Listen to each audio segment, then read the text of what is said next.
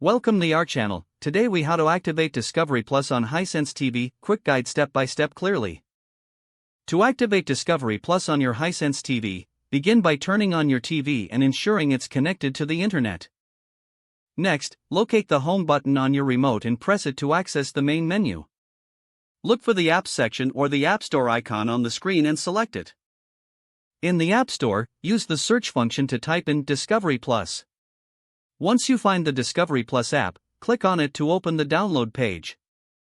Press the Install button to download and install the app on your Hisense TV. After the installation is complete, navigate back to the Apps section to find the Discovery Plus icon. Open the Discovery Plus app and wait for it to load. You will see an option to sign in or start a free trial.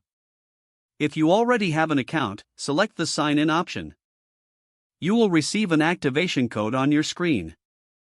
Take note of this code as you will need it for the next step. Using a smartphone or computer, open a web browser and go to the Discovery Plus activation page. Enter the activation code you noted down from your TV. Click on the Submit button to link your account. Once activated, return to your Hisense TV. You should now be logged into your Discovery Plus account.